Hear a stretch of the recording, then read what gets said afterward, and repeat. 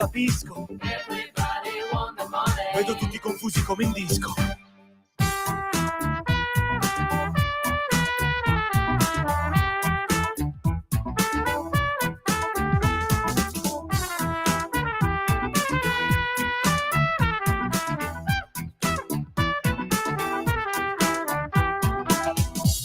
No, sono nel torto, ma abbassa il tono, stai gridando troppo. Conta l'apparire all'apparire. Va ora in onda la rassegna stampa. Pier Vittorio, a te la linea. Ciao Sveva, grazie per questa diretta, è la prima volta che appunto teniamo questa rassegna assieme oggi e allora buongiorno Italia, soprattutto buongiorno alle nostre ascoltatrici e ai nostri ascoltatori, voi che siete patrioti innamorati della libertà. E allora oggi sabato 1 febbraio, quindi questa rassegna stampa in cui ci dobbiamo occupare di quella che La Verità di oggi chiama la guerra totale tra giudici e governo e dopo questa decisione della Corte d'Appello di Roma di non convalidare il trattenimento di ben 43 migranti nel centro in Albania. E dopo questa rassegna stampa poi vi faremo sentire le tante interviste che abbiamo raccolto, innanzitutto quella al deputato leghista Eric Pretto, e con lui abbiamo commentato la decisione invece della Corte Costituzionale che aveva dichiarato inammissibile il referendum abrogativo sull'autonomia differenziata, quindi sul DL Calderoli. Ma con lui abbiamo ragionato anche di beni confiscati alla mafia, alla criminalità organizzata e anche delle motivazioni per cui la presidenza del Veneto dovrebbe rimanere alla Lega e auspicabilmente a Luca Zaia. E poi sentirete anche le interviste al deputato leghista Davide Bellomo e al deputato azzurro Nazario Pagano, presidente della Commissione Affari Costituzionali alla Camera dei Deputati, e con loro due invece abbiamo discusso di separazione proprio di carriere dei magistrati. E nel finale sentirete anche poi l'intervista all'avvocato Angelo Lucarella, che sapete è stato già nostro ospite per Radio Libertà, fondatore dell'associazione Colturazione, e con lui invece abbiamo parlato di LEP e della sua proposta di superamento dei LEP per dei servizi sanitari, quindi con tutele crescenti, omogenei sul territorio nazionale.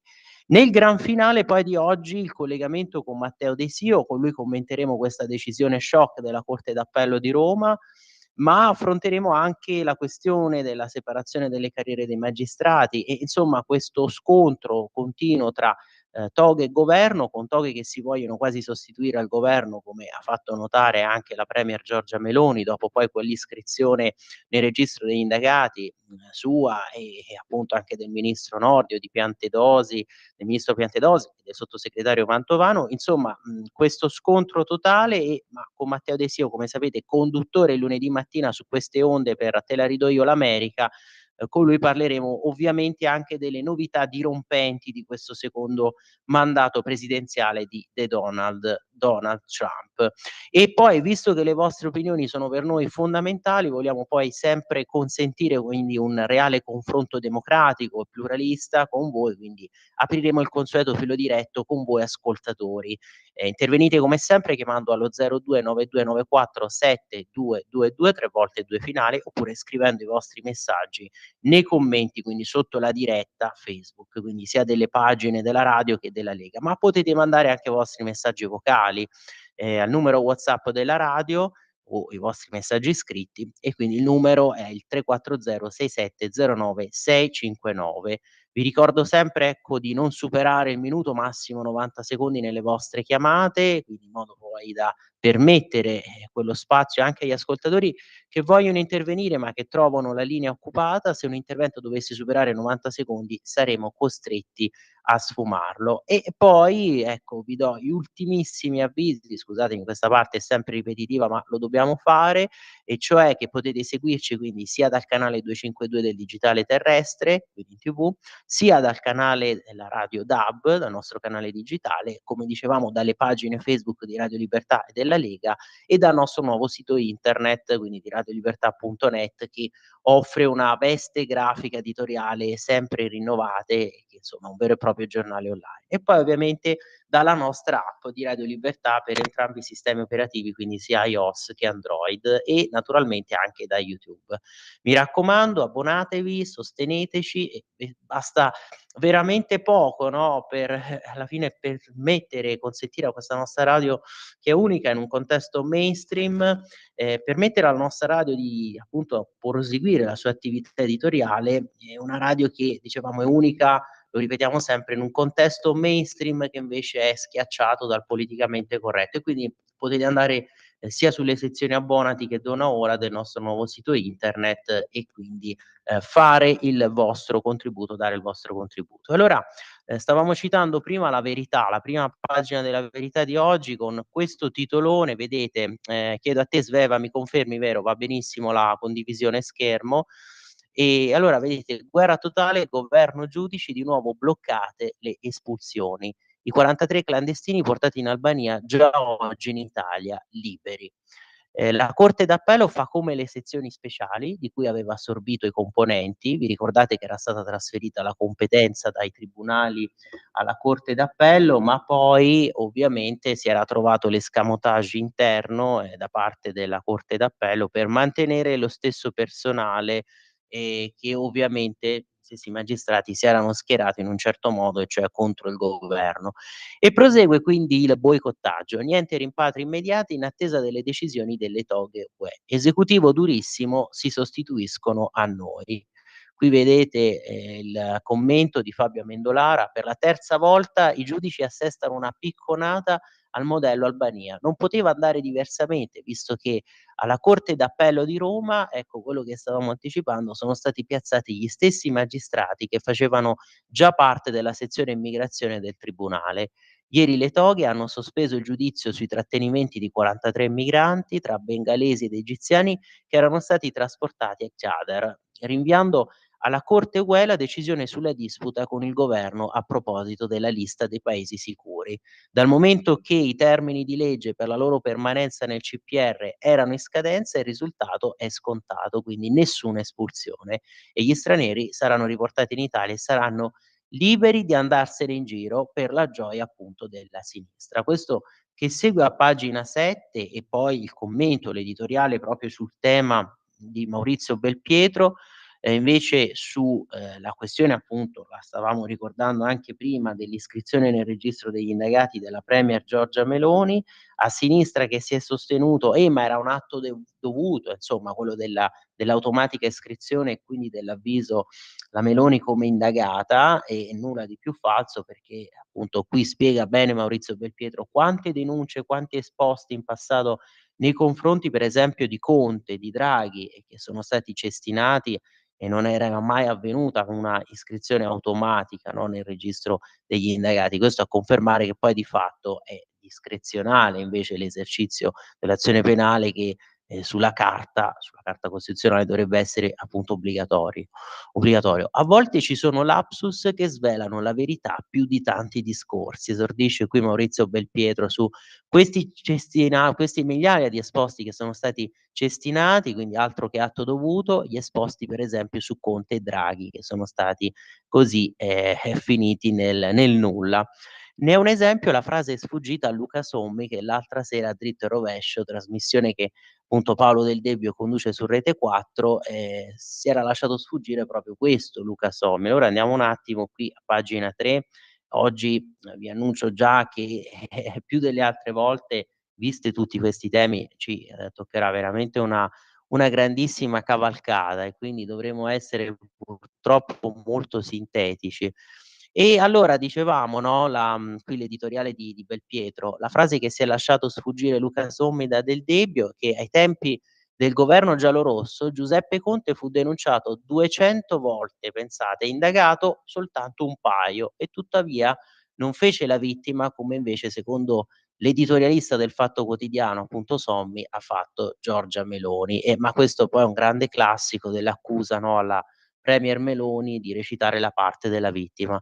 Lasciamo perdere la questione del video con cui il Presidente del Consiglio ha annunciato di aver ricevuto la comunicazione della procura per la scarcerazione del carceriere libico, se cioè si sia atteggiata, ha perseguitata oppure no. Concentriamoci invece sul numero di denunce e sul numero di indagini effettivamente attivate, qui precisa Belpietro. Se la statistica non è un'opinione, siamo all'1%. Infatti, se su 200 esposti solo 2 hanno prodotto l'iscrizione nel registro delle notizie di reato per gli altri, per appunto Conte e Draghi, significa che 198 sono state cestinate, dunque che l'atto obbligato di cui tanto si parla in queste ore non è affatto dovuto, ma è voluto. In altre parole, Francesco Lo Voi, una volta ricevuta la denuncia di Luigi Li Gotti, fra l'altro senza nominativo e senza data di nascita dei soggetti accusati di aver commesso i reati di favoreggiamento e peculato, avrebbe potuto tranquillamente cestinarla, ritenendola fondata sul nulla. Invece ha scelto di trasmetterla al Tribunale dei Ministri, scrivendo premier e ministri nel registro degli indagati. Non poteva fare altro, hanno detto in coro giornalisti e colleghi magistrati del procuratore della capitale. Ma allora perché durante l'epidemia di Covid quelle stesse toghe che ora si nascondono dietro l'obbligatorietà dell'azione penale, ovvero spiegano che per ogni denuncia si debba aprire un'indagine e fare approfondimenti, hanno archiviato senza neppure aprire un fascicolo le molte denunce a carico di Giuseppe Conte e Mario Draghi? Domanda che rimane senza risposta, o meglio la risposta ce l'abbiamo, non la possiamo insinuare, se no poi ripassiamo per i cattivoni di turno. C'è stato un periodo in cui non si contavano gli esposti contro i presidenti del Consiglio dell'epoca e mi risulta che alcuni avvocati abbiano predisposto appositi moduli da inviare alle procure. Eppure non mi pare che il Tribunale dei Ministri sia stato intasato dalle centinaia, se non migliaia di lettere inviate da tutta Italia per denunciare gli abusi di Palazzo Chigi in termini di restrizione delle libertà personali, di obblighi vaccinali. Ho ripescato, qui continua sempre Belpietro, ho ripescato un vecchio articolo della cronaca torinese del Corriere della Sera, uscito nel marzo del 2021. Si dà notizia delle denunce presentate contro Giuseppe Conte. C'è chi lo accusa di aver compiuto troppo poco nella lotta contro il virus e chiede che venga processato per epidemia o omicidio colposi.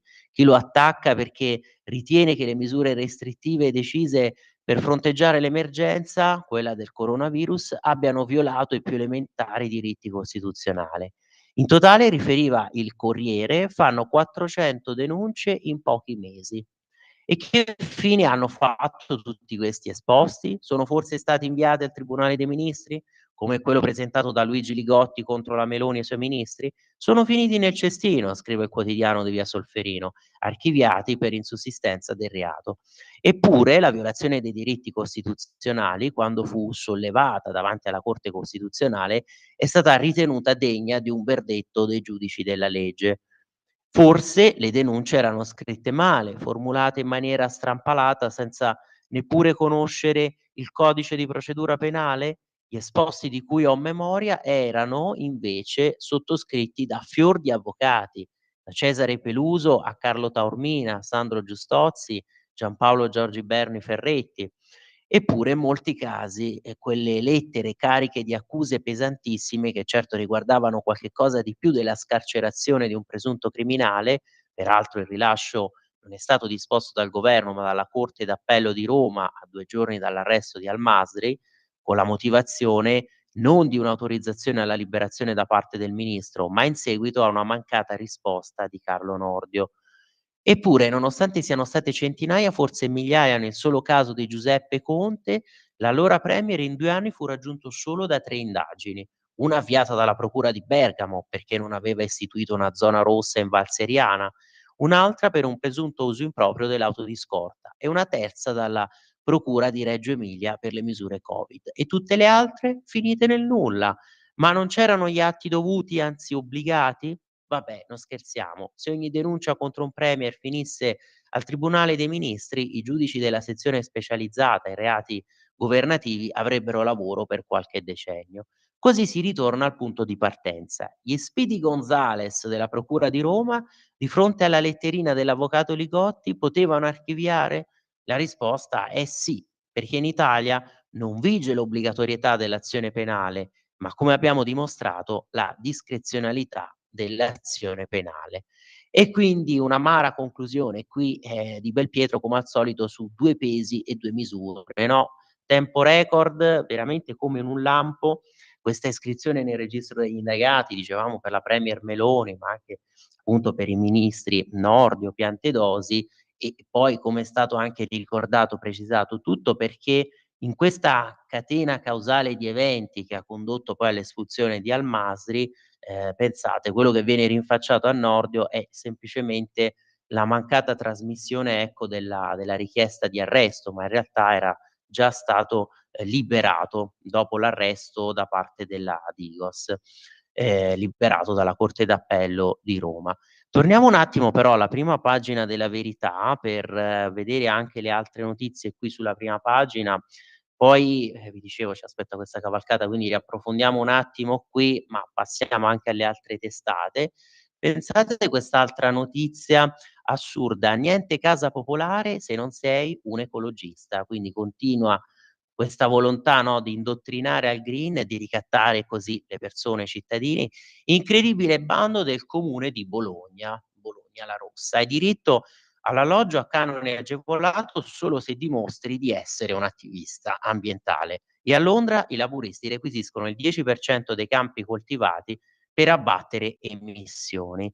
E su questo appunto scrive Francesco Borgonovo, un articolo che segue a pagina 10, ci andiamo un attimo. La proprietà privata è diventata revocabile in nome dell'ideologia. Il governo inglese espropria il 10% delle terre dei contadini per abbattere le emissioni, mentre il comune di Bologna assegna addirittura le case a canone agevolato soltanto a chi dimostra di essere un attivista fedele al dogma green. E allora andiamo un attimo a vedere quest'altre follie, no? Green, sempre più implacabili nei confronti dei comuni cittadini. Verdi follie, vedete, via la terra ai contadini, alloggio riservato agli ambientalisti. Questo sempre per l'ideologia al potere. Il governo inglese vuole espropriare il 10% dei campi coltivati per abbattere le emissioni. Il comune di Bologna addirittura assegna le case a canone agevolato soltanto a chi dimostra di essere un attivista green. E qui vedete proprio l'estratto con le parti evidenziate, derive inquietanti. In alto i requisiti del comune di Bologna per il co-housing. A sinistra invece le proteste degli agricoltori di tutta Europa a Bruxelles. E qui sono appunto evidenziate, no, queste esperienze che sarebbero diciamo, dei requisiti, come esperienze lavorative documentate, maturate negli ultimi 5 anni in ambito sociale o titolo o percorso di studio attinenti a queste materie sociali, ma soprattutto poi esperienze lavorative documentate in ambito ambientale energetico. E, vedete poi ovviamente c'è al punto 6 la valutazione complessiva da parte della commissione. E qui è spiegato, no, da Francesco Borgonovo, da qualche tempo la proprietà è divenuta non soltanto discutibile, dicevamo leggevamo dalla prima pagina, ma persino revocabile. Non è più un diritto, ma un privilegio che va costantemente ridiscusso e spesso viene subordinato alla buona condotta del cittadino. Insomma, quasi come nel modello dello Stato cinese, del credito sociale, che siamo continuamente valutati e tenuti sotto ricatto. Del resto, lì è al potere il Partito Comunista. In altre parole, se ti mostri obbediente e ligio, esecutore delle indicazioni che arrivano dal padrone, puoi ottenere la possibilità di goderti qualche bene, altrimenti scattano la revoca e l'esproprio.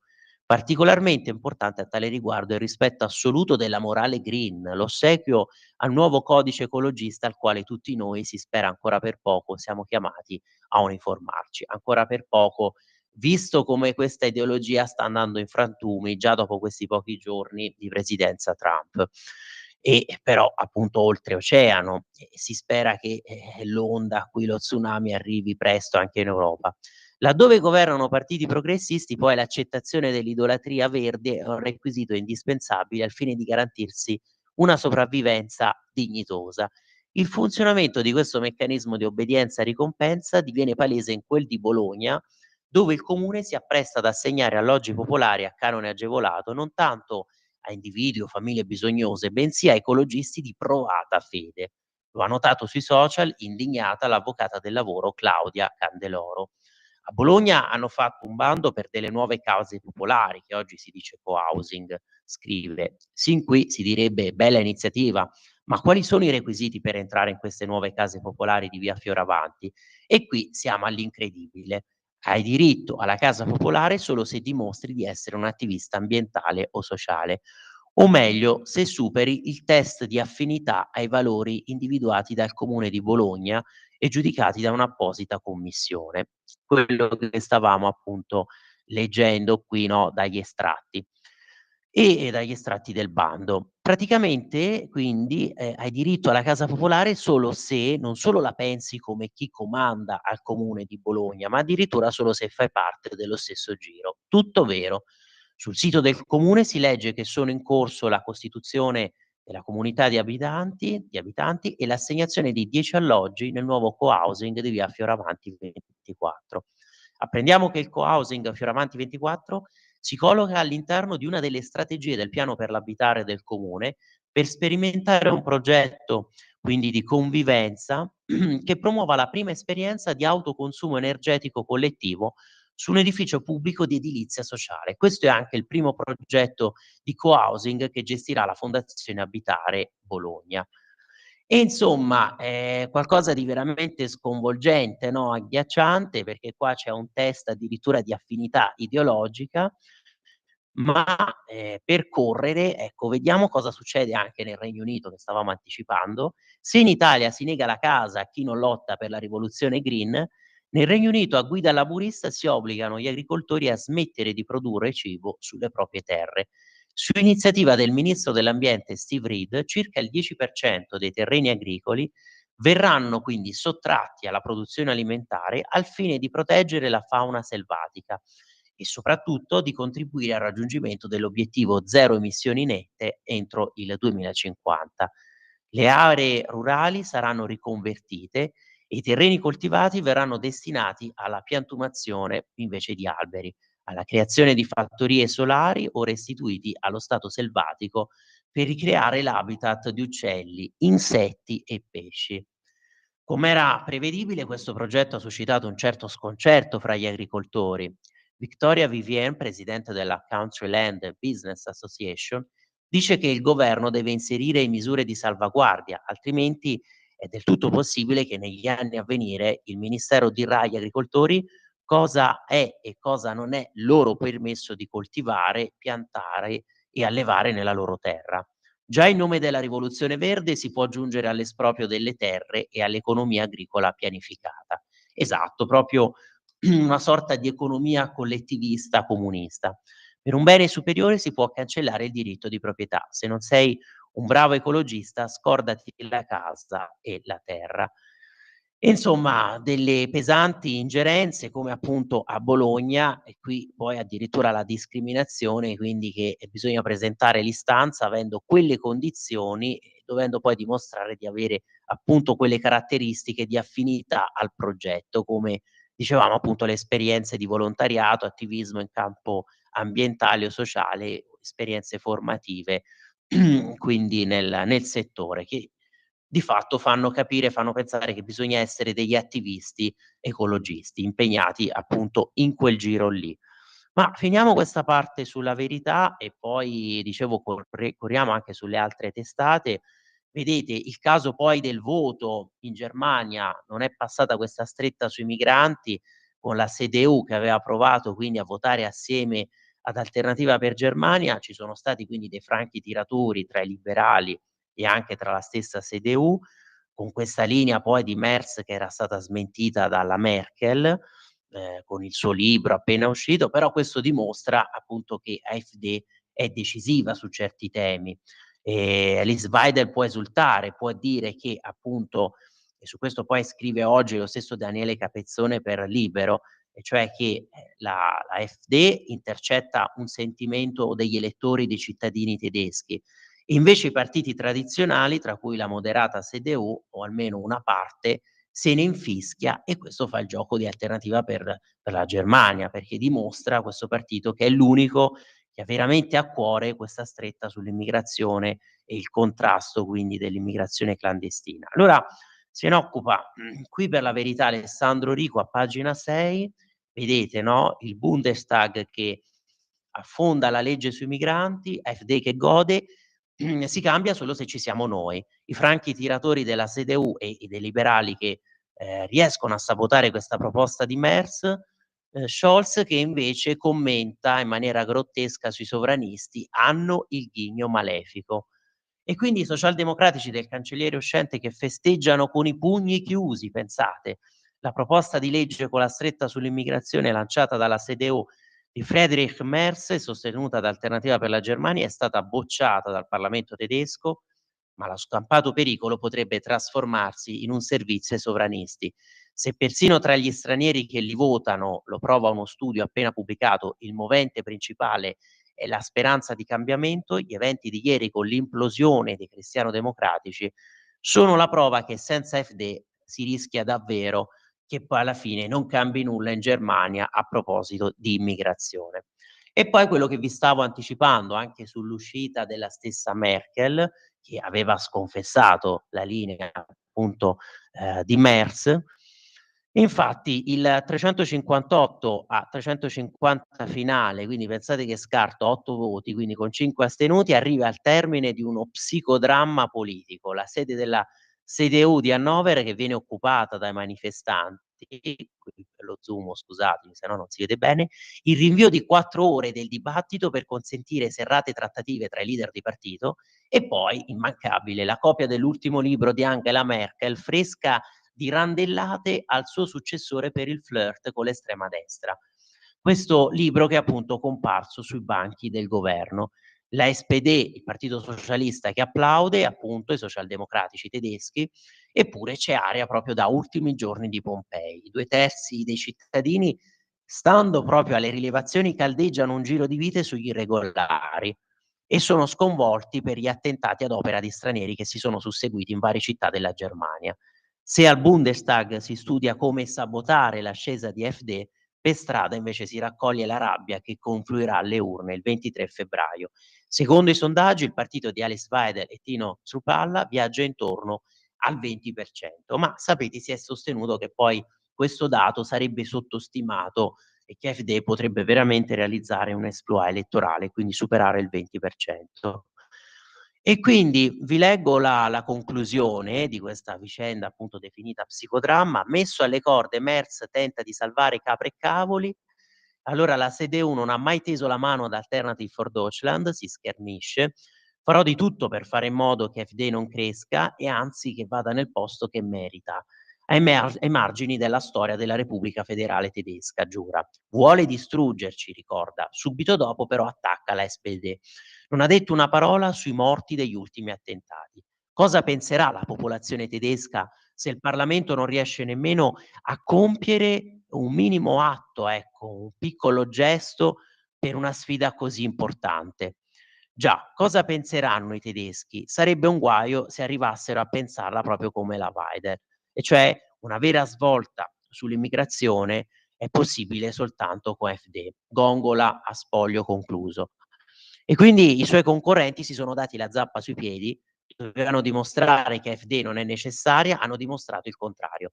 Quella che abbiamo vista oggi, insiste Weidel, è l'implosione di un partito conservatore, la CDU, il cui leader era scattato come una tigre ed è atterrato come uno scendiletto. Ecco, efficacissima questa immagine che poi è stata ripresa, no, da tutti i giornali per questa dichiarazione. Prima Merz che si è mostrato, no, come una sorta di felino scattante e che poi alla fine si è dovuto arrendere così, atterrato come uno scendiletto.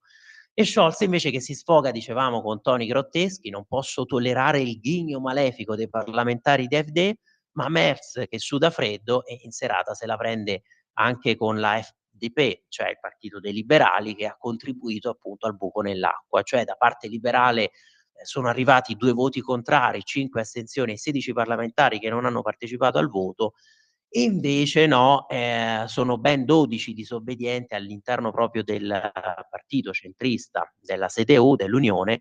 Questo invece ha detto: "Lo rispetto", è costretto ad abbozzare. Bisognerà vedere se gli elettori però rispetteranno lui e se tra i litiganti a destra sarà il vecchio sistema a godere. E allora, come mi hai anticipato te, Sveva, piccola pausa, ci ritroviamo fra poco anche per iniziare a leggere i vostri messaggi. Radio Libertà. In un mondo in cui i mezzi di informazione vanno verso una sola voce, una radio che di voci vuole averne tante.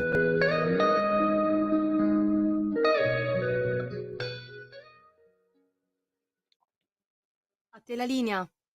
Grazie, grazie mille Svev. Allora poi tutti i messaggi che sono arrivati su WhatsApp girameli pure, così li iniziamo a vedere, anche quelli ovviamente sotto le dirette, no, Facebook della pagina della radio e della Lega, e completiamo questa parte. Ecco qui, vedete, ritorniamo un attimo sulla prima pagina della Verità, perché poi a proposito di ideologie green, vedete cosa scrive oggi Sergio Giraldo, ve lo apro: flop di eolico e solare, questo per rimanere anche in tema di Germania.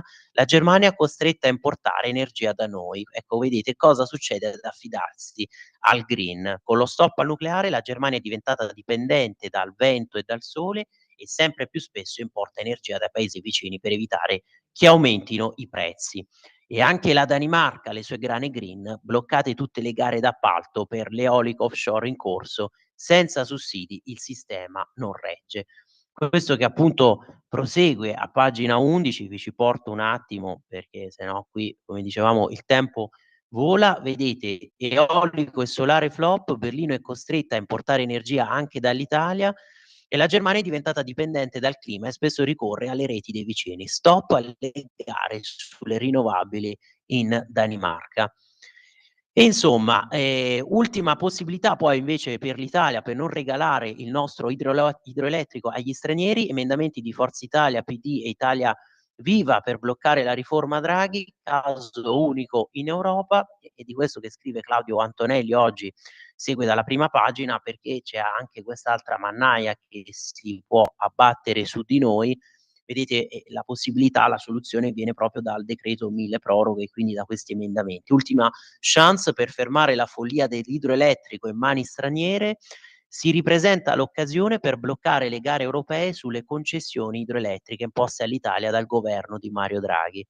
Una scelta pericolosissima collegata alla messa a terra del PNRR ha di fatto previsto un iter di gara unico in tutta Europa e gli altri paesi si sono però ben guardati, quindi da lasciare in balia di gruppi stranieri queste gare, queste concessioni. E infatti vedete, vi riporto qui a pagina 11 dove stavamo leggendo, ecco qua, sempre dalla Verità di oggi, e su questo appunto dicevamo scrive Claudio Antonelli: gli altri paesi si sono ben guardati, quindi da dare a gruppi esteri un bene prezioso come le rinnovabili elettriche. I paesi finiti sotto procedura dall'UE per non aver indetto gare ben prima della mossa di Draghi hanno tutti vinto i ricorsi. A ribadire che la scelta italiana di pseudo concorrenza non aveva alcun appiglio nemmeno nel 2023. Eppure lo scorso anno, quando in aula si è avviata la prima battaglia per garantire alle regioni la possibilità di prolungare le concessioni a partner italiani in cambio di ingenti investimenti, il governo e nello specifico Raffaele Fitto si sono girati dall'altra parte. Qui un'accusa appunto verso lo stesso Fitto. Alcune modifiche, ma nulla che potesse irritare la Commissione né Ursula von der Leyen. Eppure l'appello per evitare che una risorsa strategica come l'idroelettrico venisse affidata attraverso gare aperte peraltro in maniera unilaterale a operatori stranieri è arrivata da più fronti e in maniera trasversale. Infatti già alla fine del 2023 i presidenti delle regioni Lombardia, Piemonte, Umbria, Valle d'Aosta, Veneto e Friuli Venezia Giulia e anche delle province autonome di Bolzano e Trento avevano inviato una pesante lettera al governo chiedendo appunto la marcia indietro. Però 3 mesi fa diversi soggetti associativi rappresentativi di consumatori, aziende del settore, ambientalisti e sindacati hanno sottoscritto un manifesto per prevedere meccanismi di assegnazione delle concessioni che non consentano la partecipazione degli operatori di paesi che non presentano reali condizioni di apertura e di accesso al mercato paragonabili a quelle italiane. Insomma, in poche parole, un criterio di reciprocità. E adesso si presenta una nuova occasione, quindi gli emendamenti al mille proroghe, ben 3 e tutti che vanno nella direzione di fermare le gare e rivedere il processo di assegnazione delle concessioni in base a criteri di parità di trattamento a livello europeo. E c'è anche la firma di Forza Italia. Ma, un'altra notizia che poi non avevamo, commentato prima, cioè questo invito di, Tom Homan con l'intervista qui appunto a pagina 9 della Verità di oggi, intervista condotta da Stefano Graziosi, sapete spesso nostro ospite su Radio Libertà, sui clandestini l'Italia che segua l'esempio di Trump. Parla il responsabile americano per la frontiera, il mio compito è bloccare gli ingressi illegali. A Guantanamo avevamo già un centro per l'immigrazione e lo stiamo solo ampliando. E poi la domanda sul Papa, che insomma viene da dire detta la linea quasi immigrazionista a livello mondiale con la sua agenda, la risposta è appunto di Tom Homan: pensi il Papa alla Chiesa Cattolica, i nostri confini li gestiamo noi. È una lunga intervista, per il momento vedete vi leggo una delle domande centrali, no, che viene rivolta a Tom Homan. Tom Homan, quali sono i principali obiettivi che le sono stati affidati come responsabile della frontiera? Ho 3 obiettivi. Il primo è mettere in sicurezza la frontiera e bloccare gli ingressi illegali nel paese. Il mio secondo obiettivo è dirigere le operazioni di rimpatrio per i clandestini che si trovano attualmente negli Stati Uniti in violazione della legge. Il mio terzo obiettivo è quello di trovare i bambini scomparsi che sono stati trasportati nel paese attraverso traffici illegali attuati da organizzazioni criminali. Dobbiamo trovarli. Molti sono sottoposti al lavoro forzato, molti sono oggetto di traffici sessuali, quindi dobbiamo trovare e mettere in salvo questi bambini. Insomma, questo fa anche capire poi cosa c'è dietro questo traffico di immigrazione clandestina e quindi un traffico che poi alla fine nasconde queste piaghe. Allora, io inizio a leggere i vostri messaggi, poi ricordo anche a Sveva che alle 9:15 ci collegheremo con Matteo De Sio e naturalmente commenteremo anche questo, no, sulla pagina di politica estera, quello che viene dagli Stati Uniti, da questa presidenza Trump che ormai è diventato proprio l'incubo, lo spauracchio dei progressisti mondiali. Allora, per esempio, ci scrive Walter: "La dittatura del green, anticipata dalle parole del presidente della Deutsche Bank, parole chiare dette 3 anni fa, ascoltate tramite Giulio Cainarca". Sì, ringraziamo infatti anche il nostro condirettore Giulio Cainarca. E ieri sapete, no, avete sentito, per chi non l'avesse fatto, riascoltatele anche le parole nella conversazione con il professor Pezzani a proposito poi di questa scalata tentata da Monte dei Paschi di Siena Mediobanca, una scalata che poi vede l'intreccio fra i soliti noti, i soliti azionisti, perché poi invece questo ecco, per cambiare tema invece, però, c'è un intreccio proprio tra stessi azionisti, sia per MPS, Monte dei Paschi di Siena, e per Mediobanca e insomma, quei nomi che portano appunto soprattutto a Caltagirone. Mary che ci scrive: "I requisiti verdi valgono anche per le case popolari che conducono gli extracomunitari? E le pale eoliche che riempiono le cime di tante montagne non danno fastidio agli uccelli migratori o agli altri abitanti di quei posti?" Ci chiede Mary. Effettivamente sapete poi, no, le osservazioni di tanti ecologisti, ricordo che anche Matteo Salvini l'aveva fatto notare a proposito del progetto sul ponte, no, per lo Stretto di Messina, che tante associazioni ambientaliste addirittura avevano fatto notare che forse quei piloni potrebbero ostacolare, no, il passaggio appunto degli stormi degli uccelli. Sono queste appunto le osservazioni che vengono da quegli ambienti lì e dopo a proposito invece di questo scontro tra magistratura e governo, vedremo anche poi anche alcune pronunce giurisdizionali che di fatto hanno rallentato l'inizio dei lavori appunto per il ponte, per questa grande opera infrastrutturale sullo Stretto di Messina. Marco che ci scrive post scriptum: "Ricordo che la democrazia prevede annullamento delle elezioni non coerenti. Tentato omicidio dei non ubbidienti, rivolte guidate come Piazza Maidan e attualmente Croazia, che tutti tacciono. Infine la magistratura per non far governare". E insomma Marco poi ci scrive addirittura: "Viva Putin che ha vinto". Beh, però la prima siamo d'accordo ovviamente su questa conclusione. Ieri per esempio anche, l'onorevole Formentini in collegamento con il nostro Tonino Danna, che salutiamo, Paolo Formentini, diceva: "Sì, la speranza di questa presidenza Trump è che si possa veramente arrivare a una pace alla fine del macello ucraino", perché sapete ormai si è arrivati quasi al 1.000.000 di morti. Però, la speranza è che anche la voglia di libertà dell'Ucraina non rimanga così completamente, insoddisfatta, che si possa arrivare anche a questo desiderio dell'Ucraina, si possa raggiungere questo desiderio di libertà e di democrazia. Però Marco, sulla prima parte del messaggio non abbiamo nulla da contestarti, da obiettare, perché, se poi la democrazia è soltanto quando alcuni poteri forti decidono che sia tale e per ricorrere poi a questo addirittura viene scomodata la magistratura che si sostituisce a chi legittimamente dovrebbe governare.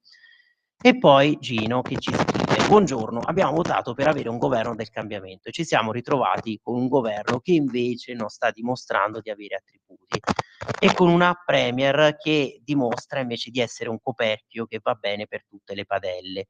Povera Italietta sempre in mano alla sinistra e al clero". Beh no Gino, perché il governo del cambiamento, questo cambiamento lo ha dimostrato. Certo è che molti se lo aspettavano, se lo magari sarebbero aspettati ancora più incisivo e ancora più forte e perciò per esempio leggiamo anche articoli come questi che dicono: "Vedete che cosa è successo nei primi giorni, no, di governo, di presidenza Trump, quante novità".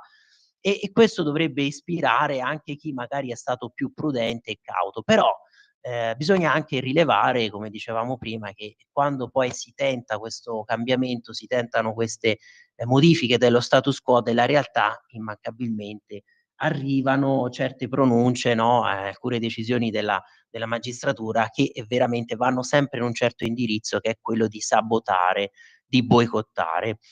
E allora completiamo questa parte, vedete, qui, dalla Verità che oggi abbiamo usato un po' per fare un recap, un riepilogo di tutte le principali notizie della giornata, tra cui anche il caso Vespa, perché sapete quanti si sono, stracciati le vesti per il suo commento a 5 minuti quando ha detto: "Vedete che poi alla fine quello che è successo per il caso Al Masri è dipeso anche dalla ragion di Stato", e su questo tema quanti articoli oggi e poi addirittura la stessa precisazione di Bruno Vespa sul Resto del Carlino di oggi, ci andiamo, che spiega perché questa, ragion di Stato che è servita al governo Meloni per giustificare poi l'espulsione, immediata di Al Masri e il suo rimpatrio appunto in Libia, si fan cose sporche, no, aveva detto Vespa, subito linciato dalla sinistra, in conclusione aveva detto: "Alla fine i governi di tutto il mondo devono compiere queste azioni sporche", lo hanno fatto anche i governi Renzi, Gentiloni,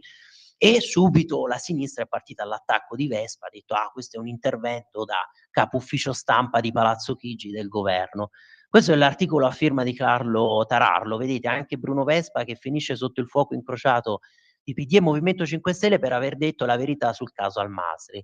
La frase quindi incriminata: "In ogni stato si fanno delle cose sporchissime, anche trattando con i torturatori per la sicurezza nazionale.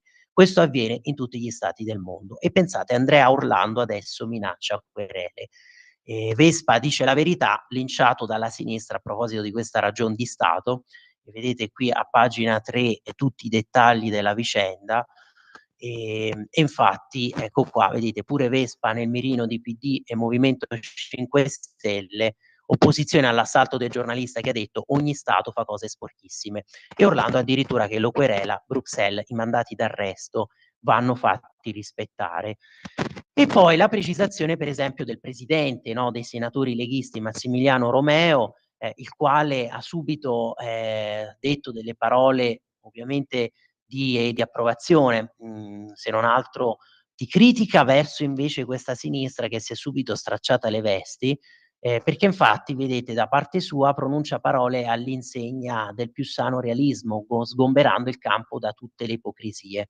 "Sono convinto", ha dichiarato Romeo su Rete 4, "che il governo abbia fatto bene a fare quello che ha fatto, perché se la conseguenza di un arresto è che poi nei prossimi 15, 20 giorni arrivano 500.000 immigrati, mezzo milione di immigrati, e allora, uno ci pensa bene, no, a eseguire questo mandato di arresto e quindi a liberare e poi a provvedere all'espulsione e a rimpatriarlo.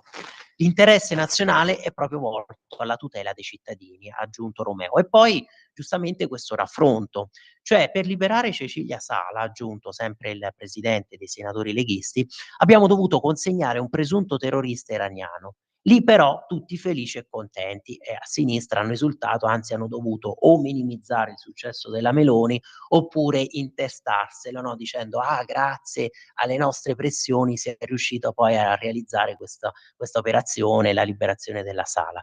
Tutti sanno che in determinate situazioni vanno fatti degli accordi, li fece Minniti e li hanno ribaditi tutti i governi che poi sono seguiti. Davvero pensate che andiamo in Libia liberiamo tutti, riportiamo la democrazia, la pace e quant'altro, si fanno delle scelte, argomenta ancora Romeo, e queste scelte per noi sono giuste. Chissà, verrebbe da chiedersi se forse a sinistra vogliono fare come i giacobini o i neocon e quindi combattere ovunque nel mondo ed esportare la democrazia per essere i salvatori appunto del mondo, i liberatori, e risolvere così tutti i problemi che affliggono appunto il nostro pianeta Terra. Ma soprattutto le reazioni più indignate, quelle per esempio di Sandro Ruotolo, no? Sulle dichiarazioni di Bruno Vespa. Commentando così il caso Al-Masri, attacca l'europarlamentare del PD Sandro Ruotolo. Bruno Vespa nei suoi 5 minuti ha superato se stesso, sentite, altro che terza camera, è diventato il portavoce ufficiale di Palazzo Chigi. Vespa non ci sta e replica. L'onorevole Ruotolo, risponde il giornalista, chiede chiarimenti sulle cose sporchissime che fanno governi di ogni colore e latitudine a Marco Minniti e Nicola Latorre, che per conto del PD si sono occupati al più alto livello della sicurezza nazionale. Sul generale Al-Masri i governi Renzi e Gentiloni sanno certamente qualcosa. A quel punto scatta la reazione di Renzi. Dicono che non vogliono parlarne in Parlamento, attacca il leader di Italia Viva, e poi vanno in trasmissione dai giornalisti amici. Vespa, che sta facendo una brutta fine, ha detto che tutti i governi fanno cose sporche. Oh, ma parla per te, le cose sporche le farai te. Al-Masri è un criminale che gestisce lager in Libia, lager che non sono centri di accoglienza, sono lager dove vengono stuprati i bambini e torturate le persone. Questo Al-Masri, aggiunge Renzi, so che accordi ha con il governo italiano, finché c'ero io a Palazzo Chigi questi accordi non c'erano. Botta e risposta di Vespa anche con il capogruppo di Italia Viva al Senato Enrico Borghi, mentre l'ex ministro della giustizia Andrea Orlando del PD appunto annuncia addirittura la querela. Ma tornando invece sul caso della giornata che avete, sul caso comunque in teoria anche della settimana, e cioè di Lovoi che rischia grosso, sapete Lovoi il procuratore che ha deciso di iscrivere la premier Meloni, ma non solo lei, anche ministri Nordio e Piantedosi, di iscriverli nel registro degli indagati, rischia grosso adesso davanti al CSM e potrebbe dover dire addio alla capitale. Il Colle è irritato per l'iniziativa dei consiglieri, per il procuratore potrebbe essere fatale il conflitto con Mantovano sul volo negato. E infatti questa è un'altra ipotesi, vedete, di conflitto di interessi, perché che cosa era successo? E infatti la tensione qui si spiega, no, da parte di Giacomo Amadori con l'articolo che segue dalla prima pagina. A questo si deve aggiungere il possibile conflitto di interessi in cui potrebbe essere incappato il procuratore nel momento in cui è iscritto sul registro degli indagati il sottosegretario alla presidenza del Consiglio Alfredo Mantovano, con l'accusa proprio di peculato per la concessione di un volo dei servizi segreti per il trasferimento in Libia del generale Osama Al-Masri. Per i consiglieri, infatti, Lovoi avrebbe dovuto astenersi, avendo in corso proprio un contenzioso davanti al Consiglio di Stato proprio contro Mantovano, il quale gli avrebbe tagliato il volo bisettimanale, secondo il Corriere della Sera, proprio per la Natia-Palermo, una spesa pensate da circa 340.000 euro in un anno che a Palazzo Chigi hanno ritenuto esorbitante. Quindi avete capito qui anche che cosa c'è dietro. Lui beneficiava, lo vuoi, di questo volo, di volo addirittura bisettimanale, no? Per la Natia Palermo. Un volo che costava, tutte queste spese arrivavano comunque a circa 340.000 euro in un anno. Mantovano gliel'avrebbe tagliato e appunto è nato un contenzioso davanti al Consiglio di Stato e lui ha pensato bene, capito, di iscrivere Mantovano poi nel registro degli indagati, quindi pensate un po'. Ma vi riporto anche quella che poteva essere una soluzione di buonsenso, no, di fronte a tutte queste iniziative di denuncia ai danni appunto a carico dello stesso Mantovano, oltre che della premier Meloni, perché pensate, qui lo propone anche, ci sono varie proposte, per esempio anche del giurista Guzzetta, ma la puntualizzazione per esempio di Pisani anche a proposito di quella che doveva essere la descrizione del fatto di reato nell'esposto, nella denuncia. E infatti Nicola Pisani, ordinario di diritto penale, cosa afferma? In base al codice, la comunque descrizione del reato indica l'esposizione degli elementi essenziali del fatto. e riporta anche quello che invece è proprio il giorno dell'acquisizione della notizia, nonché le fonti di prova già note. L'atto in questione, quindi quello che è pervenuto qui alla procura, sembra del tutto privo di tali elementi essenziali. Manca la narrativa di un fatto, cioè l'esposizione degli elementi di concretezza storica, luogo, tempo, eccetera, che lo rendono apprezzabile come una denuncia di reato. Si tratta piuttosto dell'espressione di un parere, forse legittimo, ma a mio parere un parere errato circa la possibile rilevanza penale di un fatto di cronaca. Per Pisani, insomma, non c'è l'astratta riconducibilità del fatto ai reati ipotizzati da Li Gotti. E rispetto poi all'ipotesi di favoreggiamento, la liberazione di Osama al-Masri è la conseguenza immediata di un provvedimento della Corte di Appello di Roma. Ammesso che la liberazione possa dirsi conseguenza dell'omessa richiesta del Ministro della Giustizia, senza considerare l'anello intermedio della pronuncia dei giudici, trattandosi invece di atto politico pienamente discrezionale, implica l'esercizio di una facoltà non sindacabile in sede penale. Quanto al peculato, l'utilizzo del volo di Stato per una finalità di espulsione dal territorio dello Stato non può considerarsi in alcun modo estranea ai fini istituzionali, essendo stata motivata da esigenze di sicurezza nazionale. Il professore ha pochi dubbi, nessun elemento in grado di contraddire la legittimità del provvedimento di espulsione e la liceità dell'uso dell'aereo emerge da questa cosiddetta pseudonotizia di denunzia, no? Pseudodenunzia del fatto, presentata proprio da Li Gotti. E poi la proposta, cioè in conclusione questa denunzia che è arrivata alla procura andava iscritta invece al modello 45, e cioè gli atti che non costituiscono notizie di reato. Ma invece il procuratore Lovoi ha scelto tutt'altra strada ed è entrato in rotta di collisione con il governo. Una china che sarebbe confermata anche dal contestato deposito di una nota riservata dell'Agenzia Informazione e Sicurezza Interna ai servizi dell'AISI in un procedimento per rivelazione di segreto contro 4 giornalisti del quotidiano Domani.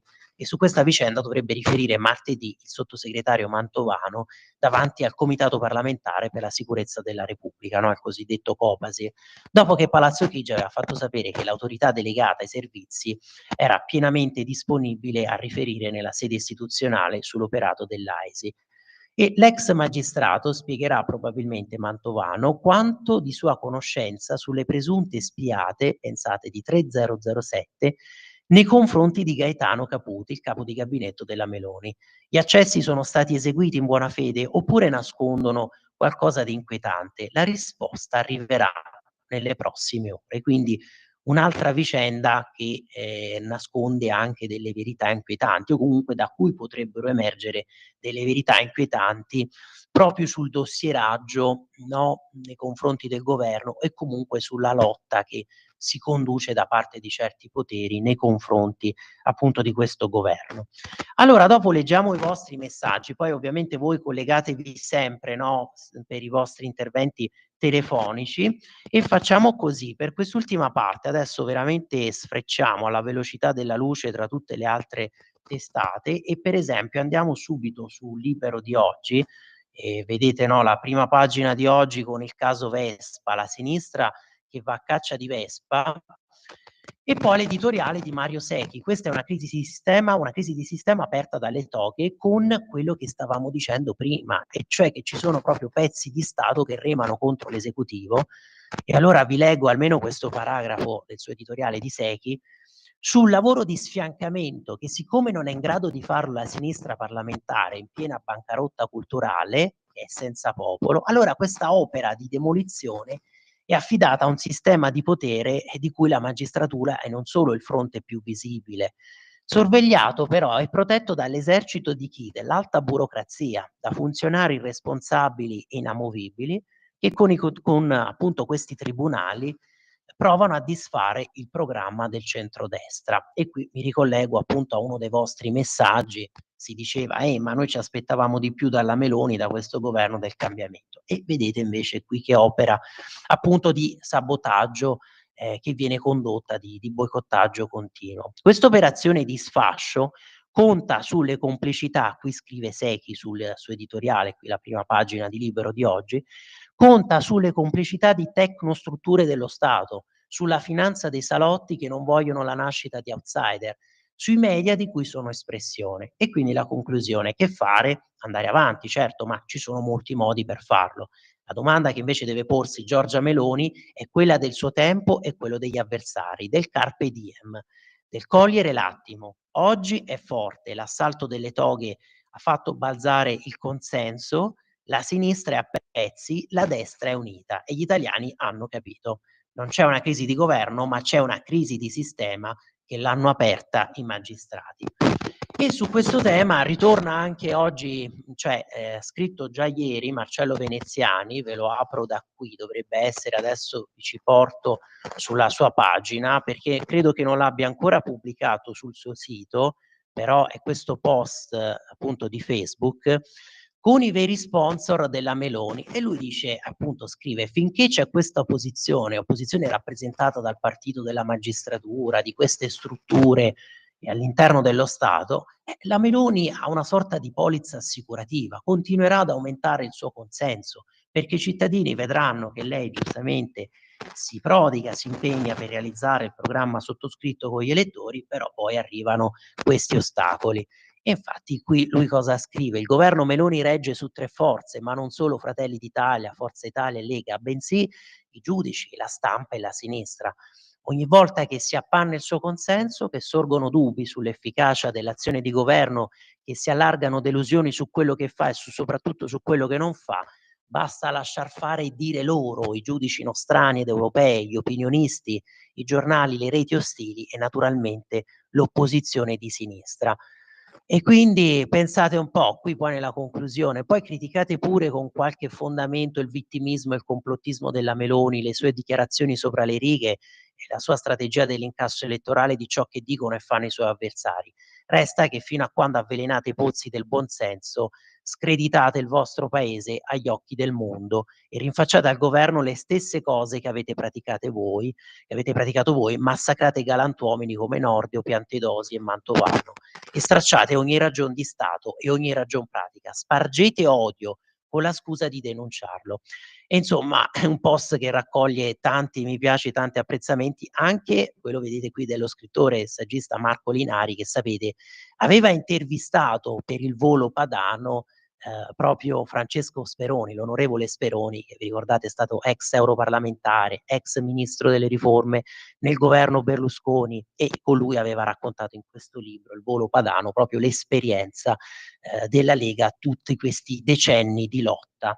Ma allora credo che ci sono altri messaggi, per esempio li apriamo adesso dalla pagina Facebook della Lega, ve li apro però da cellulare, se no non vorrei che ci sia, ecco, il rimbombo.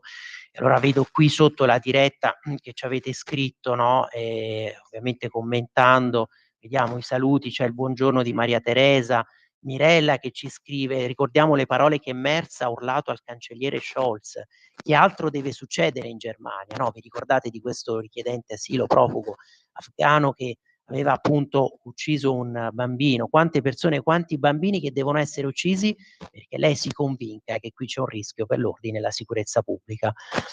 E oltre che Fabrizio Pezzani, ci scrive invece Valentino, ieri su Radio Libertà ho potuto ascoltare da Parlando Liberamente Tiziana Maiolo su magistratura e riforma. Esatto, e infatti queste sono le tante voci che appunto arrivano, per fortuna voci libere, su come si sta comportando certa magistratura. Quindi assolutamente d'accordo con te Valentino, queste voci libere che appunto sentite sulla nostra radio. Ma allora, prima di far sentire tutte le interviste che abbiamo raccolto, e magari le facciamo partire Sveva dopo la pausa, io farei così, ecco, andiamo un attimo anche sulla prima pagina del giornale di oggi, andando avanti su tutte le altre testate, proprio perché c'è poi l'intervento, ecco, sul punto l'intervento sulla casa, le mosse dell'esecutivo, con il vice premier Matteo Salvini che si schiera contro i veti dei comuni sull'edilizia.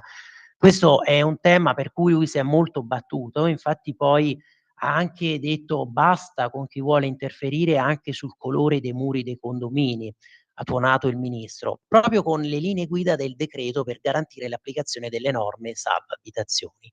E su questo scrive Gian Maria De Francesco, vedete segue a pagina 8, allora ve lo apro un attimo, questo prima della pausa e delle altre interviste, poi ovviamente ci ritorniamo. Vedete, qui siamo a pagina 8 di oggi sul giornale, scenari economici, le mosse del governo, Salvini contro i veti dei comuni, difenderemo le case italiane.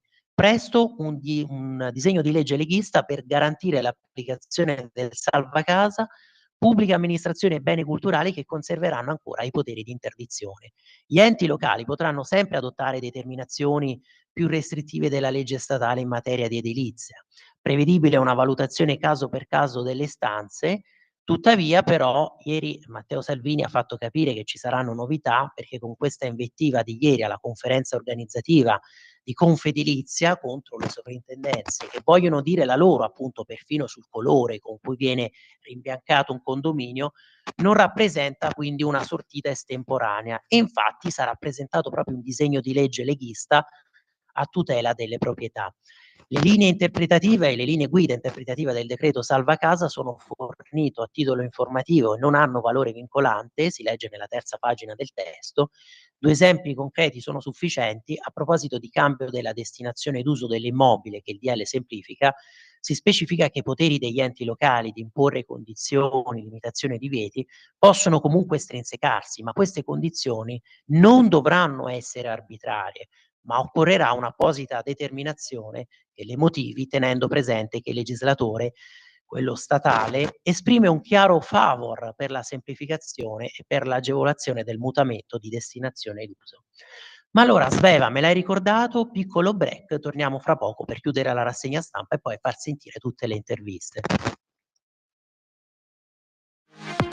La tua radio è ascoltabile anche con la televisione in digitale. Sul telecomando della televisione digitale o del tuo ricevitore digitale puoi scegliere se vedere la TV o ascoltare la radio.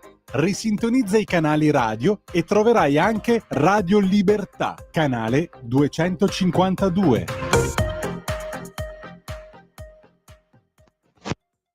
Pier Vittorio, te la linea.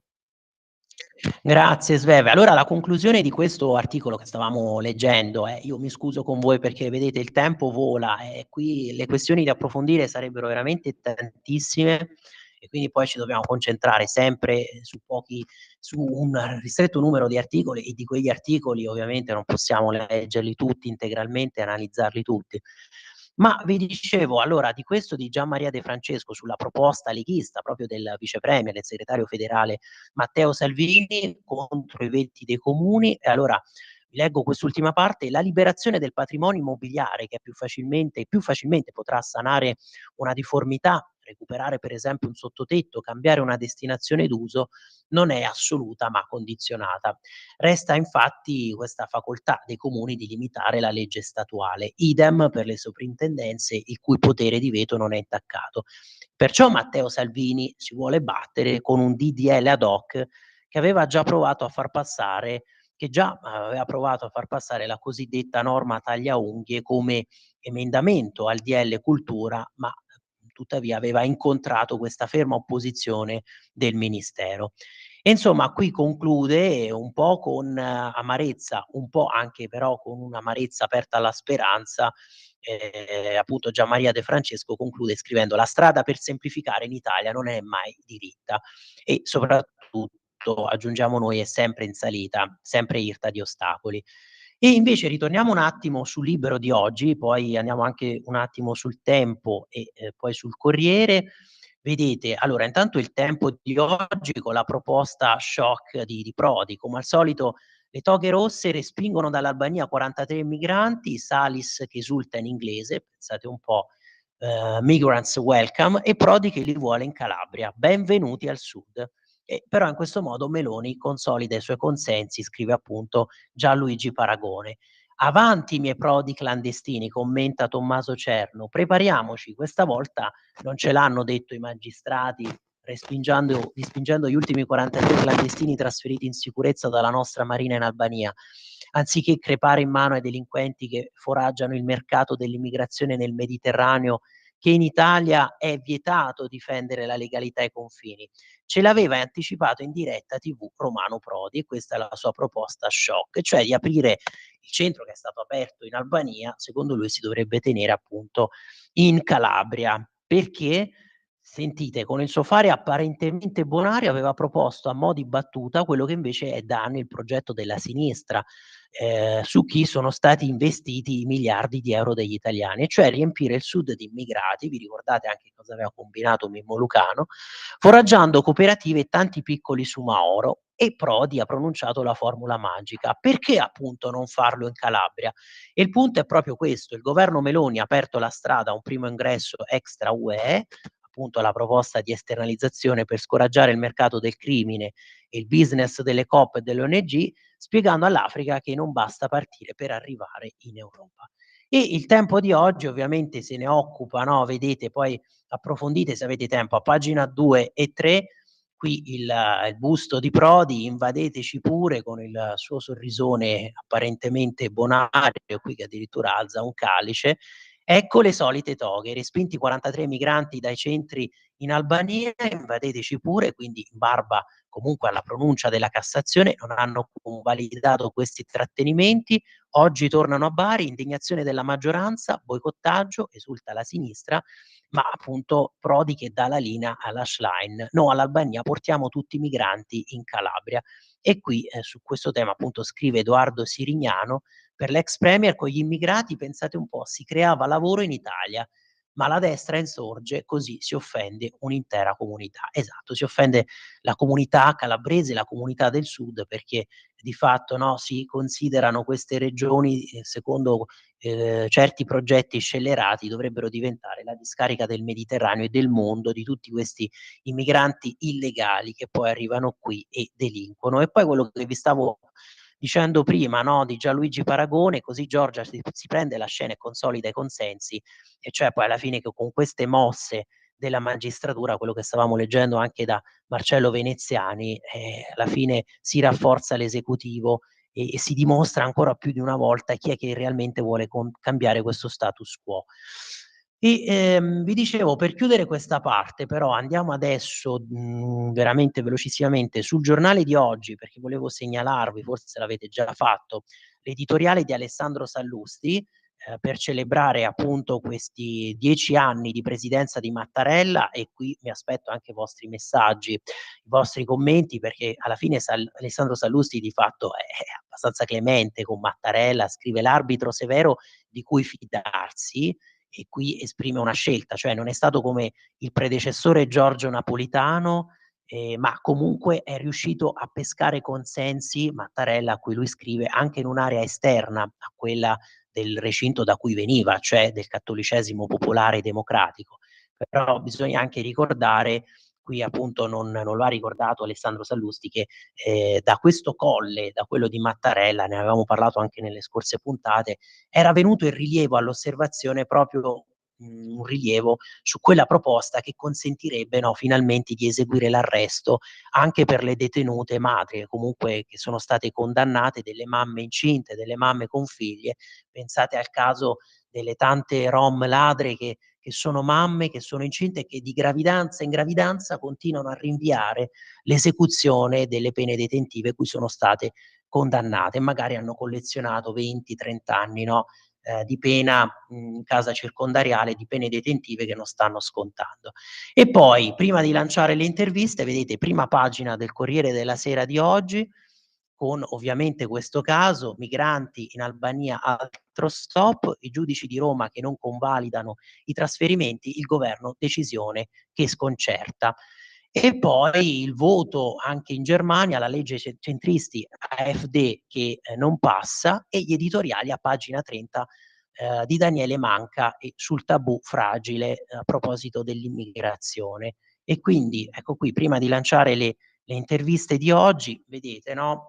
Qui vorrei fare questa sottolineatura perché il Corriere della Sera sembra quasi non voler sottolineare tutti i successi economici che sono stati raggiunti da questo governo, come per esempio i dati sull'occupazione, ma si vuole concentrare, qui vedete l'editoriale di Daniele Manca, sul fatto che comunque ci sono delle difficoltà innegabili per la manifatturiera italiana, che risentono anche per esempio della crisi tedesca, e quindi l'appunto qui di Daniele Manca è sulla politica industriale. Politica industriale non significa dire alle aziende che cosa devono fare, quindi non ci deve essere una sorta di pianificazione, ma piuttosto, qui lui scrive, creare le condizioni perché possano operare.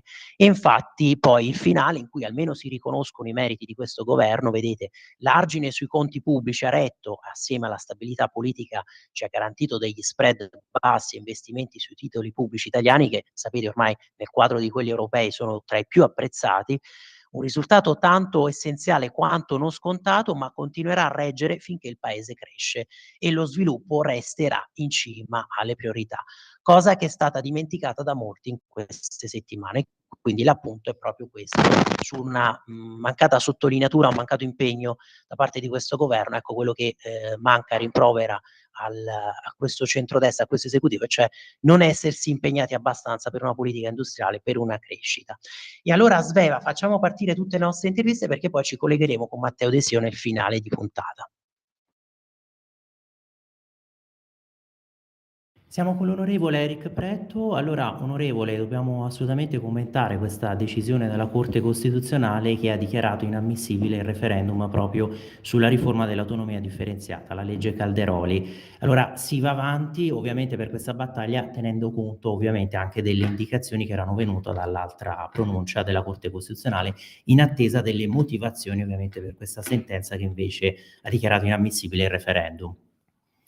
Siamo molto felici di questa pronuncia della Corte Costituzionale che ha dichiarato inammissibile il referendum abrogativo della legge che abbiamo votato recentemente per l'attuazione dell'autonomia differenziata, perché crediamo che non solo questo tipo di referendum fosse mal scritto e potesse trarre in confusione i cittadini, ma sicuramente pensiamo che fosse in qualche modo nel principio contrario a quelli che sono i valori costituzionali che sono riconosciuti.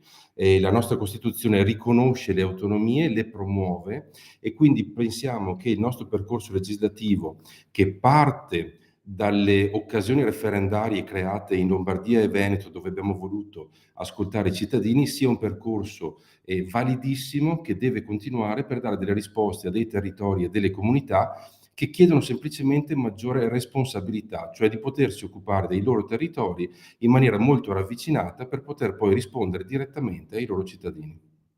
Assolutamente sì, e poi non dimentichiamoci che questa è stata anche una riforma costituzionale voluta dal centro-sinistra e quella riforma nel 2001 del titolo quinto aveva proprio previsto la possibilità di differenziazione. Ma invece, onorevole, ecco, parlando di un altro tema che riguarda ovviamente anche i territori, ovviamente veniamo al Veneto perché qualcuno aveva pensato magari di, all'interno della coalizione, assegnare la candidatura per la prossima presidenza della Regione Veneto a un altro partito della coalizione diverso dalla Lega, perché è fondamentale che invece rimanga la Lega e si spera magari anche con Zaia, chissà, un terzo mandato.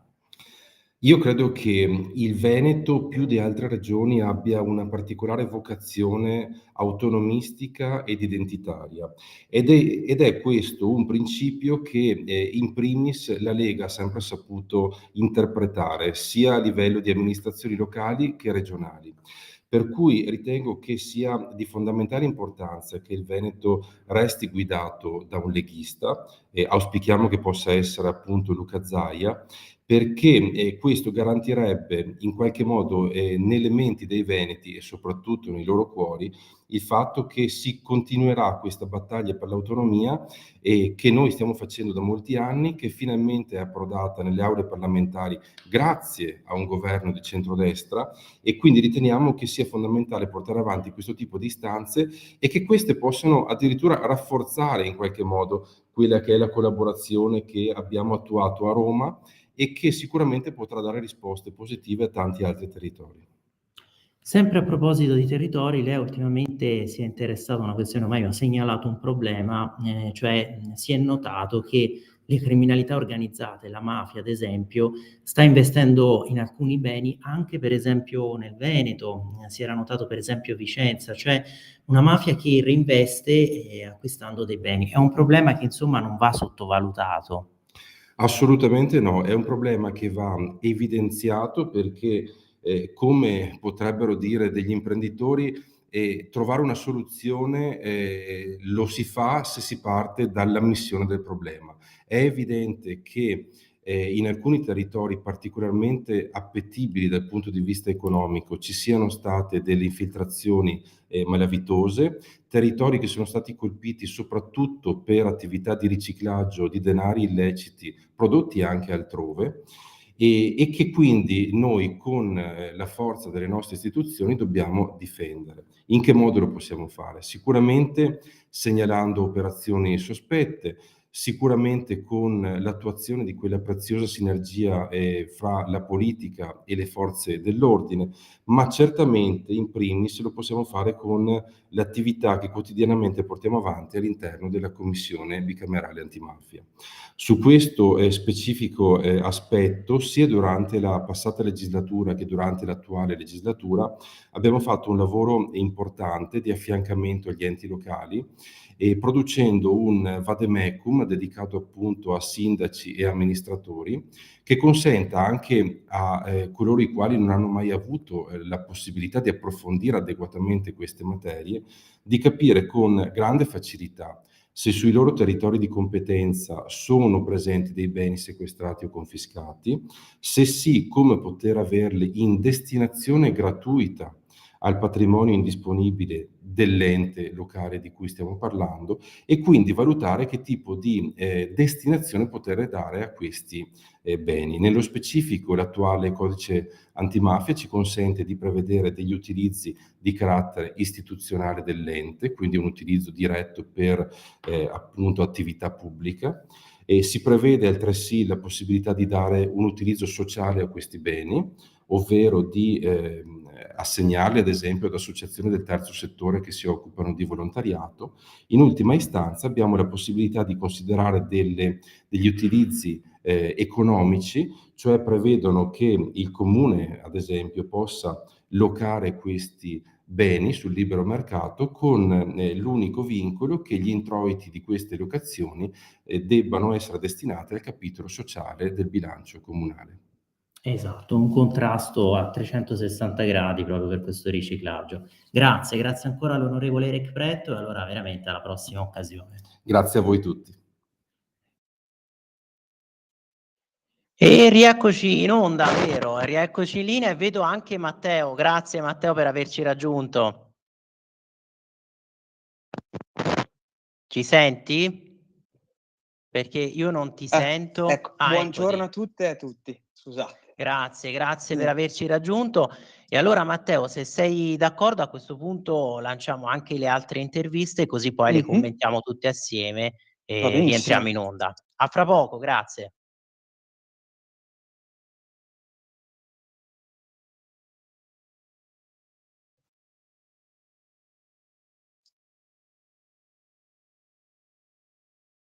Il decentramento è previsto in Costituzione. All'articolo 5 dei nostri principi fondamentali è ben espresso, tanto a maggior valore del fatto che i nostri padri e le nostre madri costituenti vollero l'inserimento proprio all'interno dei principi fondamentali quando si andò a discutere nella terza riunione della Commissione dei 75 dell'Assemblea Costituente. Questa è una seduta dell'Assemblea Costituente molto importante da conoscere, lo dico soprattutto per i radioascoltatori, perché è davvero una seduta che ci fa capire come il rapporto tra decentramento e autonomie fosse nell'immaginario e nella visione dei costituenti. Poi però è successo qualcosa che nessuno si aspettasse e che nessuno si aspettava. Nel 2001 il titolo quinto della Costituzione è stato modificato. Questo non significa aver cambiato il principio di decentramento, significa però aver inserito all'interno del sistema costituzionale una idea diversa di rapporto del decentramento con le autonomie.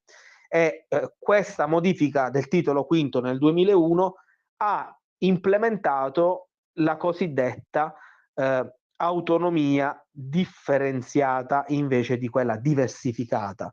Quando si parla di autonomia differenziata, quindi dobbiamo tenere conto che si parla di un fatto che è costituzionalmente previsto. Per venire ai giorni nostri, cosa succede? Succede che la Corte Costituzionale ha dichiarato parzialmente illegittimo il provvedimento legislativo che porta il nome di legge Calderoli, legge che appunto voleva disciplinare e ha l'intendimento di disciplinare le autonomie in chiave differenziata, andando a individuare i famosi LEP. I LEP, per come diciamo riconosciuti in questa legge, la legge Calderoli, sono stati dichiarati incostituzionali, ma questa dichiarazione di incostituzionalità non toglie il problema di fondo, cioè che essendo i LEP previsti nella Costituzione all'articolo 117, debbono essere per forza di cose individuati prima o poi. Ma su questo dobbiamo porci una riflessione. Possibile che noi in Italia dobbiamo ragionare di livelli essenziali delle prestazioni se ogni regione, per esempio nella materia sanitaria, ha già il potere legislativo e quindi implicitamente deve garantire i livelli essenziali delle prestazioni proprio per garantire uguaglianza e parità tra i cittadini?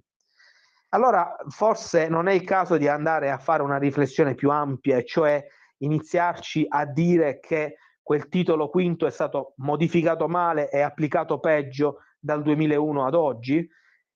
Probabilmente sarebbe il caso di iniziare a ragionare su una riforma costituzionale che abroghi i livelli essenziali delle prestazioni e possa introdurre finalmente i livelli crescenti ed omogenei su tutto il territorio.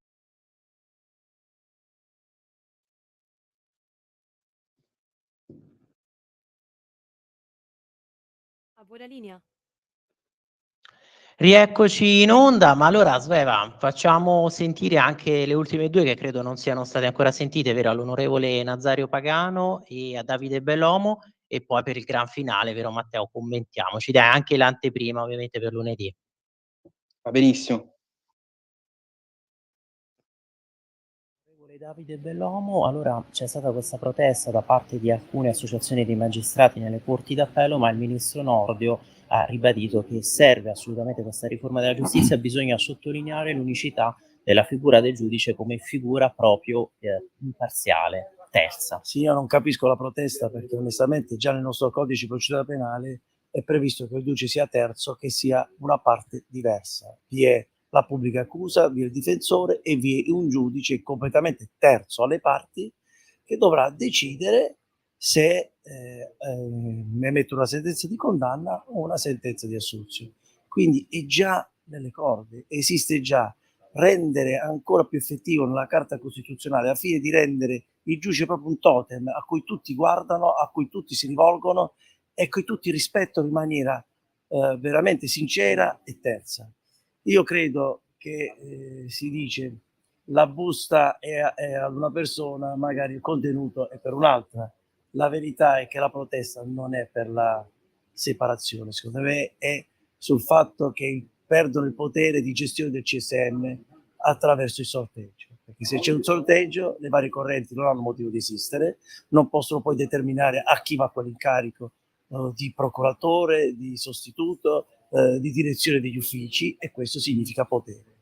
Siccome la magistratura per essenza non deve esercitare un potere, ma è un potere dello Stato, lo deve fare in maniera limpida, trasparente, senza correnti, perché io le dico, faccio solo una domanda e finisco la mia intervista. Il PM, che è della stessa corrente del giudice, in un processo caldo, molto mediatico, quel giudice, e lascio la domanda, è così terzo? Finisco qui la mia intervista. Chiaro, chiarissimo, grazie onorevole, alla prossima. A voi la linea. E allora, rieccoci qui in onda, credo che forse manchi quella all'onorevole Nazario Pagano, vero? E allora Sveva, sì, facciamo sentire quella, appunto la riflessione comunque del Presidente della Commissione Affari Costituzionali alla Camera proprio su questa necessità della separazione di carriere fra magistrati. Sì, siamo con il presidente Nazario Pagano, presidente della Commissione Affari Costituzionali della Camera. Allora, presidente, il ministro Nordio ha detto che questa riforma della giustizia non è una riforma assolutamente punitiva. In tutto l'Occidente e tutte le democrazie è prevista una separazione delle carriere tra magistratura inquirente e magistratura giudicante. Sì,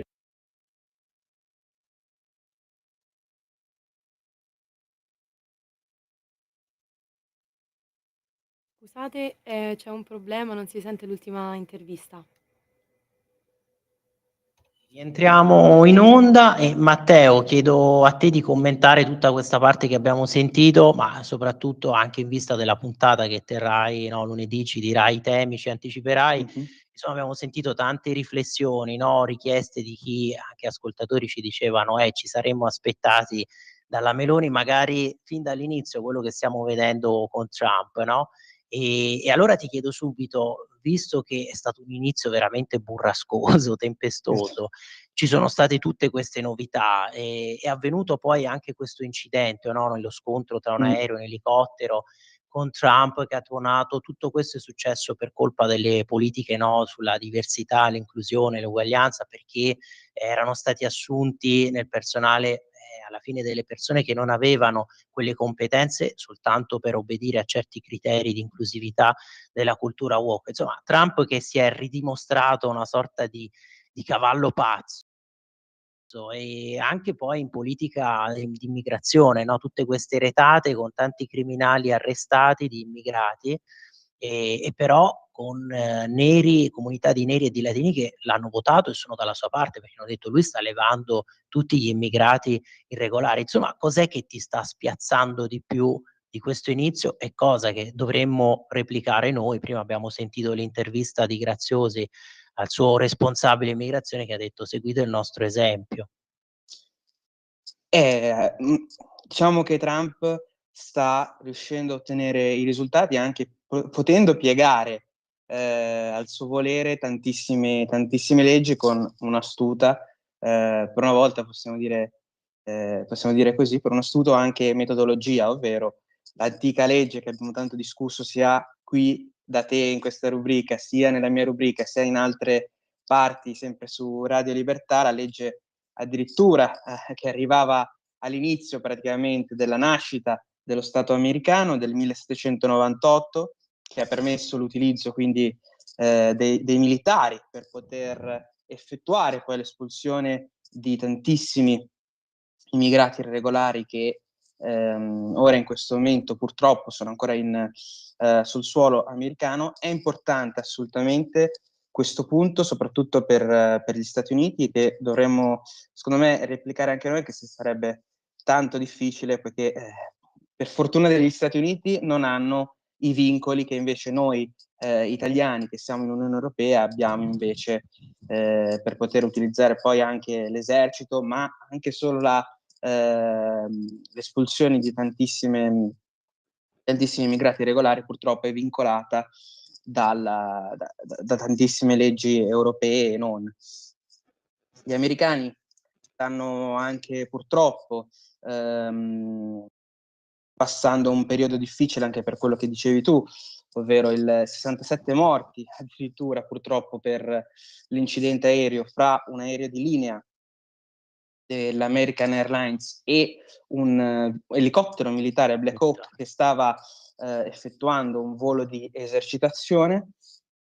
Parliamo di un disastro ovviamente enorme e addirittura parliamo comunque di un disastro che è stato già politicizzato non solo da Trump ma anche dall'opposizione, chiamiamola così, dall'opposizione democratica, che parla proprio di come sia colpa di Trump perché denunciava già questo tipo di politiche permissive nell'assunzione, quando in realtà alla fine in un giorno è impossibile che il personale, che a quanto pare era qualificatissimo, assunto però mediante leggi diciamo molto, molto singolari, in realtà in un giorno è impossibile cambiare l'organigramma di un aeroporto.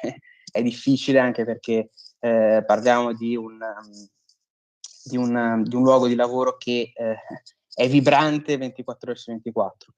Le anticipazioni, oltre a questo, parleremo anche della politica estera per quanto riguarda DeepSeek, l'intelligenza artificiale cinese, che è riuscita a essere ottenuta, a essere creata con molti meno milioni di dollari rispetto invece a quelle americane, e quanto tra l'altro i chip di Nvidia, che è un'azienda famosissima, abbiano poi influito anche sulla creazione di questa intelligenza artificiale, e quanto le aziende americane, poi avete visto anche voi in Italia senza particolari difficoltà, quanto le aziende americane in borsa siano crollate con l'esplosione proprio di questa bolla per quanto riguarda poi l'intelligenza artificiale. E allora grazie Matteo per queste anticipazioni, per questa riflessione. Quindi vi ricordo lunedì mattina, proprio con Te la rido io l'America, con te al timone.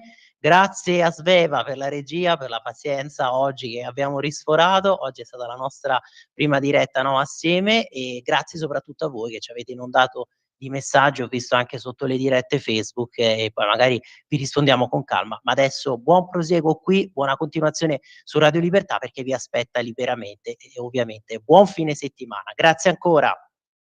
Grazie. Avete ascoltato la rassegna stampa.